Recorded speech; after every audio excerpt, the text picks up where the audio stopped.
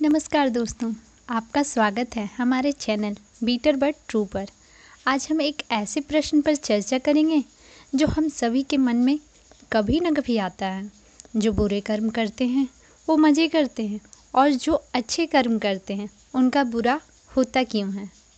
यह सवाल न केवल हमारी सोच को चुनौती देता है बल्कि हमें हमारे जीवन की मूलभूत सच्चाइयों पर विचार करने के लिए भी प्रेरित करता है। हिंदू धर्म और अन्य प्राचीन सभ्यताओं में कर्म का सिद्धांत बहुत महत्वपूर्ण माना गया है। कर्म का मतलब है कार्रवाई या कार्य।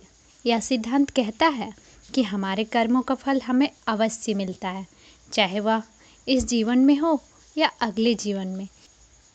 लेकिन कभी कभी हमें ऐसा क्यों लगता है कि जो बुरे कर्म करते हैं उन्हें तत्कालिक सुख मिलता है, जबकि अच्छे कर्म करने वाले संघर्ष करते रहते हैं। इसका एक प्रमुख कारण है तत्कालिक और दीर्घकालिक प्रभावों में अंतर। बुरे कर्मों का तत्कालिक लाभ मिल सकता है, लेकिन इसका दीर्घकालिक परिणाम हमेशा नकारात्मक होता है। उदाहरण के लिए, यदि कोई व्यक्ति चोरी करता है तो उसे तत्कालिक लाभ हो सकता है, लेकिन उसके जीवन में दीर्घकालिक समस्याएं उत्पन्न हो सकती हैं, जैसे अपराध बोध, कानूनी कार्यवाही और समाज से बहिष्कार। अच्छे कर्म करने वालों के लिए धैर्य और विश्वास बहुत महत्वपूर्ण है।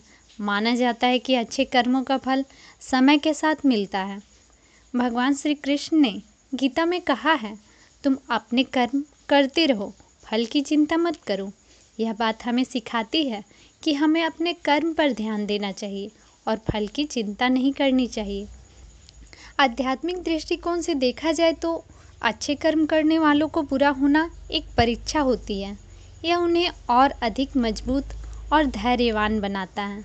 यह माना जाता है कि इस जीवन में जो भी कठिनाइयाँ आती हैं वे हमारी आत्मा को और शुद्ध और प्रबल बनाने के लिए होती है। ईश्वर के न्याय का सिद्धांत हमें यह समझाता है कि जो कुछ भी होता है वह ईश्वर की योजना के अनुसार होता है। हमें यह विश्वास रखना चाहिए कि ईश्वर हमारे कर्मों का हिसाब रखते हैं और समय आने पर न्याय अवश्य करते हैं। हमें यह समझना चाहिए कि हमारे कर्म का फल अवश्य मिलता है, चाहे वह तत्कालिक हो या दीर्घकालिक। हमें धैर्य और विश्वास के साथ अपने अच्छे कर्म करते रहना चाहिए। बुरे कर्म करने वाले तत्कालिक सुख पा सकते हैं, लेकिन दीर्घकालिक दृष्टि से उनका परिणाम हमेशा नकारात्मक होता है।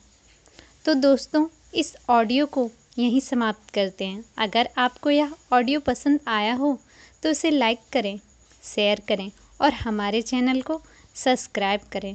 हमें कमेंट्स में बताएं कि आप इस विषय पर क्या सोचते हैं। धन्यवाद।